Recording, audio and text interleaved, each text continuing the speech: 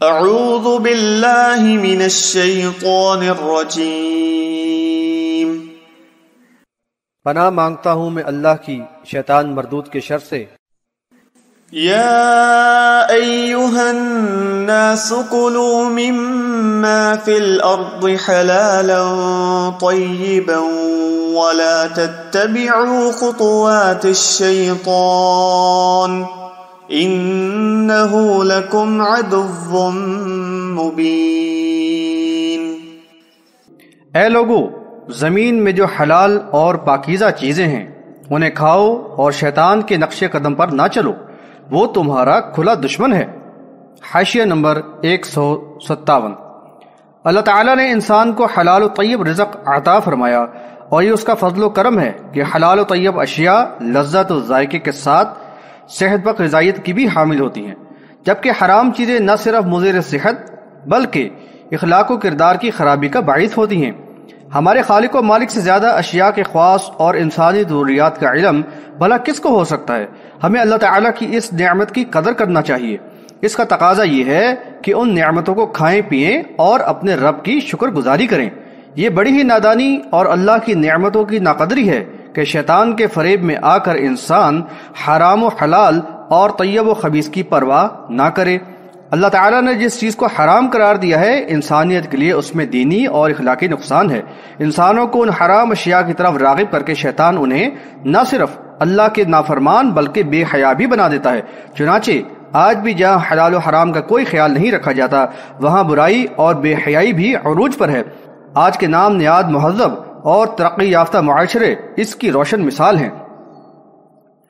انما یأمرکم بالسوء والفحشاء وان تقولوا علی اللہ ما لا تعلمون۔ وہ تو تمہیں برائی اور بے حیائی کا ہی حکم دیتا ہے اور اس پر اکساتا ہے کہ اللہ تعالیٰ سے وہ باتیں منسوب کرو جو تم جانتے بھی نہیں۔ حاشیہ نمبر 158۔ انسانوں کو آگاہ کیا جا رہا ہے کہ وہ اپنے دشمن شیطان کے بتائے ہوئے راستے پر نہ چلیں۔ اس کا تو منصوبہ ہی یہ ہے کہ وہ ان سے اللہ کی نافرمانی کرائے اور ان کو برائی اور بے حیائی کے راستے پر لے جا کر دنیا میں ذلت اور رسوائی سے دوچار کر دے اور بالآخر ہمیشہ کے لیے ہلاکت و خسارے کے گڑھے میں گرا دے۔ واضح رہے کہ یہ شیاطین ایسے عیار ہیں کہ اپنی چال کو کامیاب بنانے کے لیے گھڑی ہوئی باتوں کو اللہ سے منسوب کر کے پیش کرتے ہیں اور عوام ان کی حرام و حلال اور رسومات و توہمات پر مبنی باتوں کو اللہ کے احکامات جان کر بے چوں و چراں قبول کر لیتے ہیں۔ وَإِذَا قِيلَ لَهُمُ اتَّبِعُوا مَا أَنزَلَ اللَّهُ قَالُوا بَلْ نَتَّبِعُ مَا أَلْفَيْنَا عَلَيْهِ آبَاءَنَا أَوَلَوْ كَانَ آبَاؤُهُمْ لَا يَعْقِلُونَ شَيْئًا وَلَا يَهْتَدُونَ۔ اور جب ان سے کہا جاتا ہے کہ جو کچھ اللہ تعالیٰ نے نازل فرمایا ہے اس کی پیروی کرو تو وہ کہتے ہیں کہ ہم تو اسی طریقے پر چلیں گے جس پر ہم نے اپنے باپ دادا کو پایا ہے، چاہے ان کے باپ دادا ذرا بھی عقل نہ رکھتے ہوں اور نہ ہی ہدایت پر ہوں۔ حاشیہ نمبر 159۔ زوال پذیر قومیں کتاب اللہ کی ہدایت اور انبیاء علیہ السلام کی تعلیمات سے دور ہو کر گروہوں اور فرقوں میں بڑھ جاتی ہیں اور آباء و اجداد سے ورثے میں ملے ہوئے دین کو جو سراسر کفر و شرک سے آلودہ ایمان اور توہم پرستی اور رسومات پر مشتمل ہوتا ہے نجات کا ذریعہ سمجھ لیتی ہیں۔ پھر پیشہ ور دینی رہنما اور سرداران قوم فرقہ پرستی کی آگ بھڑکا کر اپنی دنیا بنانے میں لگ جاتے ہیں اور عوام کو یہ پٹی پڑھاتے ہیں کہ بزرگوں کے طور طریقے میں ہی ہمارے لیے خیر و برکت ہے، کیونکہ وہ اللہ والے اور بڑی ہی سمجھ بوجھ رکھنے والے لوگ تھے۔ ان کے راستے پر چلتے رہنا ہی ہمارے لیے باعث نجات و افتخار ہے اور ان کے راستے کو چھوڑ دینا نادانی ہے۔ اس طرح اللہ کا نازل کردہ دین ان کے لیے اجنبی ہو جاتا ہے۔ نبی صلی اللہ علیہ وسلم کی قوم بھی اسی روگ میں مبتلا تھی۔ ان کے فاسد عقائد، مردوں سے نفع و نقصان کا عقیدہ، توہم پرستی، کواکب پرستی، تعویذ گنڈے، غرض یہ کہ ان کے ایمان و عمل کا پورا ڈھانچہ بے عقلی، حماقت اور گمراہی پر مبنی تھا، لیکن پھر بھی ضد و ہٹ دھرمی سے اس بات پر جمے ہوئے تھے۔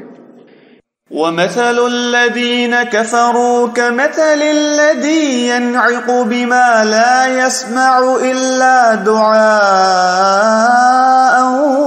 وَنِدَاءً صُمٌّ بُكْمٌ عُمْيٌ فَهُمْ لَا يَعْقِلُونَ۔ ان کافروں کی مثال اس شخص کی سی ہے جو اس جانور کو آواز دیتا ہے جو اپنے چرواہے کی ہانک پکار کے سوا کچھ اور نہ سن سکتا ہو۔ یہ تو بہرے، گونگے اور اندھے ہیں، پس وہ عقل نہیں رکھتے۔ حاشیہ نمبر 160۔ اللہ کے نبی صلی اللہ علیہ وسلم کی دعوت توحید کے جواب میں حیرت سے کہتے تھے کہ ما سمعنا بہذا فی الملۃ الآخرہ، سورہ صاد آیت نمبر 7۔ ترجمہ: ہم نے پہلے لوگوں سے تو اس قسم کی باتیں نہیں سنی۔ ان کی اس آبا پرستی کی روش پر نشتر زنی کی گئی ہے۔ بتایا گیا کہ ان اندھے مقلدین کی مثال چرواہے اور ریوڑ کی طرح ہیں۔ ان کے رب کا پیغام جو نبی صلی اللہ علیہ وسلم کی زبانی انتہائی مؤثر اور مدلل دعوت حق کی شکل میں آ رہا ہے، اس کو تو یہ سمجھنے سے قاصر ہیں، لیکن اپنے آباء و اجداد کی بات سمجھ لیتے ہیں اور اسے بے چوں چرا مان لیتے ہیں۔ جس طرح ریوڑ کے مویشی اپنے چرواہے کی ہانک پکار کے سوا اور کچھ نہیں سمجھتے، چاہے ان کے آباء و اجداد عقل سے کورے اور حق کے بجائے باطل پر عمل کرنے والے ہی ہوں۔ افسوس کا مقام ہے کہ آج یہ کلمہ گو امت بھی اسی مرض میں مبتلا ہے۔ انہیں بھی آج قرآن و حدیث کے خالص دین کی طرف دعوت دی جائے تو یہی کہتے ہیں کہ ہم باپ دادا کا طریقہ نہیں چھوڑ سکتے۔ يا أيها الذين آمنوا كلوا من طيبات ما رزقناكم واشكروا لله إن كنتم إياه تعبدون۔ اے ایمان والو، ہم نے جو پاکیزہ اشیاء تمہیں دی ہیں انہیں کھاؤ اور اللہ کا شکر کرو اگر تم صرف اسی کی عبادت کرتے ہو۔ حاشیہ نمبر 161۔ اب ایمان والوں سے خطاب کرتے ہوئے فرمایا کہ وہ جاہلیت کی حرمت و حلت کی تمام حدود و قیود سے اپنے آپ کو آزاد کر لیں اور پاکیزہ اور طیب چیزیں برضا و رغبت کھائیں پئیں۔ طیب اشیاء وہی ہیں جن کو اسلامی شریعت میں حلال کیا گیا ہے اور جو جائز ذرائع سے حاصل کی گئی ہیں۔ ایمان کے بعد اکل حلال اور کسب ید یعنی محنت کی کمائی پر بہت زیادہ زور دیا گیا ہے۔ اگر ذریعہ معاش ممنوع یا ناجائز ہو، مثلا چوری، ڈکیتی، سودی کاروبار، حرام اشیاء منشیات وغیرہ کا کاروبار، یا جھوٹ و فریب اور رشوت ستانی پر مبنی کاروبار، یا دینی امور یعنی امامت، خطابت، تعلیم القرآن و حدیث وغیرہ کی کمائی، تو ان ذرائع سے حاصل شدہ روزی حلال و طیب نہیں ہو سکتی۔ اور یہ بات بھی یاد رہے کہ اگر معاش حلال نہ ہو تو عبادت بھی قبول نہیں ہوتی۔ اسلام میں ترک لذات کا کوئی تصور نہیں، یہ تو رہبانیت اور صوفیت کا انداز فکر ہے۔ اللہ کی عطا کی ہوئی نعمتوں کو استعمال کر کے شکر گزاری کرنا بھی عبادت ہے، خواہ یہ شکر گزاری زبان سے ہو، نوافل کی شکل میں، یا انفاق فی سبیل اللہ کی شکل میں ہو، لیکن ہونا چاہیے صرف اور صرف اللہ کی رضا کے لیے۔ دوسروں کی خوشنودی کے لیے انفاق، نظر و نیاز وغیرہ ان کی شکر گزاری ہی کے طور پر یا ان سے نفع نقصان کی امید و خوف کے عقیدے کے تحت کی جاتی ہے، اس لیے قطعا ناجائز بلکہ شرک ہے اور اس کا کھانا حرام ہے۔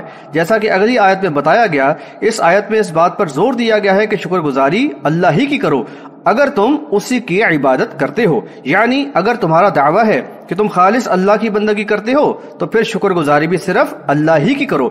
بالفاظ دیگر اگر شکر گزاری کسی اور کی ہوگی تو یہ اسی کی بندگی قرار دی جائے گی، اللہ کی نہیں۔ اب یہ بڑی ہی ناانصافی ہوگی بلکہ انتہائی ظالمانہ روش کہ اللہ کی دی ہوئی نعمتیں استعمال کریں اور شکر گزاری دوسروں کی کریں۔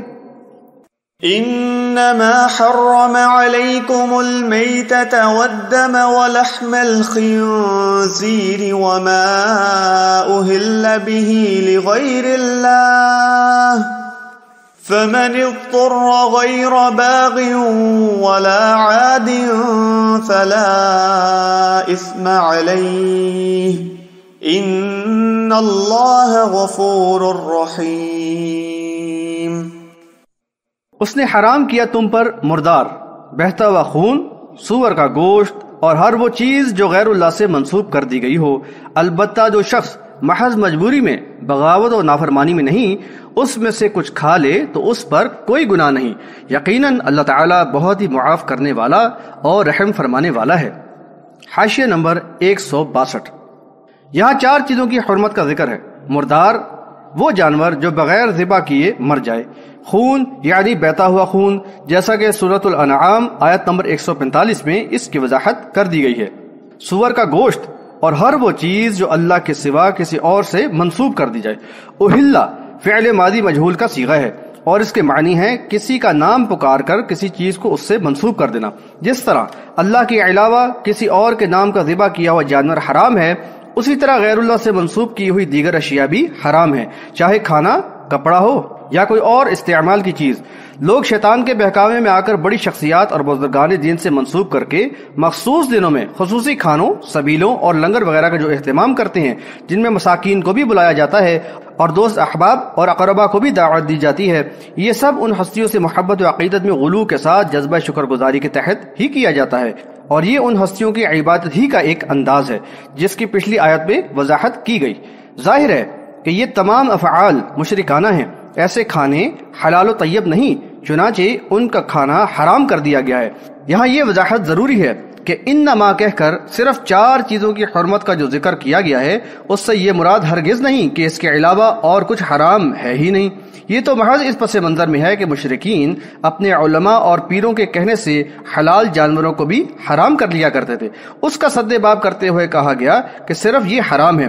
اسلام کے دیگر احکامات کی طرح حلال و حرام کی مزید تفصیلات و احادیث میں بیان کر دی گئی ہیں۔ یہ بات قابل غور ہے کہ جن 4 محرمات کا یہاں ذکر ہے، ان کا اسی ترتیب سے سورۃ المائدہ آیت نمبر 3، سورۃ الانعام آیت نمبر 145 اور سورۃ النحل آیت نمبر 115 میں بھی ذکر کیا گیا ہے، اور ان میں چوتھی چیز کا تعلق براہ راست ایمان و عقیدے سے ہے۔ اور یہ بات تعجب خیز ہے کہ آج لوگ پیروں اور مولویوں کے بہکاوے میں آ کر اس بنیادی بات سے انکاری ہو گئے ہیں۔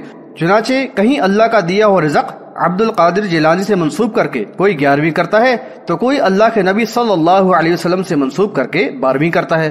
کہیں جعفر صادق کے کنڈے بھرے جاتے ہیں، تو کہیں حسین رضی اللہ عنہ کے نام کا حلیم اور شربت ہے۔ قبروں اور مزاروں پر جانور بابا کی نظر کیے جاتے ہیں۔ یہ اور اس طرح کے سب کام شرک ہیں اور ان چیزوں کا کھانا حرام ہے۔ حاشیہ نمبر 163۔ ان 4 محرمات کا ذکر کر کے یہ رخصت دی گئی ہے کہ اضطراری حالت میں، یعنی بالکل ہی مجبوری کی صورت میں، جب حلال میسر نہ ہو اور جان بچانے کے لیے حرام شے میں سے بھی کچھ کھا پی لیں تو اس پر مواخذہ نہ ہوگا، بشرطیہ انداز نافرمانی یا حد سے تجاوز کرنے والا نہ ہو۔ اللہ بہت زیادہ معاف کرنے اور رحم کرنے والا ہے۔ ان الذين يكتمون ما انزل الله من الكتاب ويشترون به ثمنا قليلا اولئك ما يأكلون في بطونهم الا النار أولئك ما يأكلون في بطونهم إلا النار ولا يكلمهم الله يوم القيامة ولا يزكيهم ولهم عذاب أليم۔ جو لوگ اللہ کی نازل کی ہوئی کتاب کی ہدایات کو چھپاتے ہیں اور اس پر حقیر معاوضہ حاصل کرتے ہیں، وہ یقیناً اپنے پیٹ آگ سے بھر رہے ہیں، اور قیامت کے دن اللہ ان سے نہ تو کلام کرے گا اور نہ ہی انہیں پاک کرے گا، اور ان کے لیے دردناک عذاب ہے۔ حاشیہ نمبر 164۔ کتمان حق کے موضوع پر اس سے قبل آیات 159 تا 163 کی تشریح میں تفصیل سے روشنی ڈالی گئی ہے۔ یہاں اس بات کی بھی نشاندہی کی گئی ہے کہ یہ پیشہ ور علماء و مشائخ حق کو اس لیے چھپاتے ہیں کہ اس کے ذریعے دنیاوی مفادات حاصل کریں۔ بالفاظ دیگر، دین کو کمائی کا ذریعہ بنانے کے لیے کتمان حق کا فعل شریع ان کی بنیادی ضرورت ہے۔ اپنے اس مقصد کو حاصل کرنے کے لیے ان کی پہلی کوشش یہ ہوتی ہے کہ لوگوں کو کتاب اللہ سے دور کر کے ان کے ایمان کو شرک سے آلودہ کر دیں۔ پھر دوسرے مرحلے نسبتاً آسان ہو جاتے ہیں، یعنی توہم پرستی، تعویذ گنڈوں، جھاڑ پھونک اور دیگر مشرکانہ رسومات و بدعات کو فروغ دینا، لوگوں میں پیری مریدی کا ذوق پیدا کر کے قبر پرستی کے کاروبار کو چمکانا، عوام کو اعتصام بحبل اللہ کے راستے سے ہٹا کر گروہوں اور فرقوں میں تقسیم کر دینا، اور پھر اپنے اپنے حلقہ اثر کو اپنا گرویدہ بنا کر وہی منافرت کو ہوا دیتے رہنا تاکہ ان کے مفادات کی راہ ہموار رہے۔ دیکھنے والے تو دیکھتے ہیں کہ یہ خوب مرغن غذائیں کھا رہے ہیں، لیکن بتایا گیا ہے کہ دراصل یہ اپنے پیٹوں میں آگ بھر رہے ہیں۔ ان کی اس گمراہ کن روش پر گزشتہ آیات میں سخت لعنت و ملامت کی گئی ہے، اور یہاں ان کو شدید عذاب سے ڈرایا گیا ہے۔ أولئك الذين اشتروا الضلالة بالهدى والعذاب بالمغفرة فما أصبرهم على النار. یہ وہ لوگ ہیں جنہوں نے ہدایت کے بدلے گمراہی خریدی اور مغفرت کے بدلے عذاب، تو یہ آگ کے عذاب پر کیسے صابر ہو گئے ہیں. حاشیہ نمبر 165. بڑے ہی بدبخت اور کور عقل ہیں یہ دینی دکاندار جنہوں نے ہدایت کے بدلے گمراہی اور اللہ کی مغفرت کے بدلے عذاب کا سودا کیا ہے اور کتاب اللہ کا علم ہونے کے باوجود آگ کے عذاب پر پوری طرح صابر ہیں. ذلك بأن الله نزل الكتاب بالحق وإن الذين اختلفوا في الكتاب لفي شقاق بعيد. یہ اس سبب سے ہے کہ اللہ نے تو کتاب حق کے ساتھ اتاری، لیکن جنہوں نے کتاب میں اختلاف کیا وہ مخالفت میں بہت دور چلے گئے. حاشیہ نمبر 166.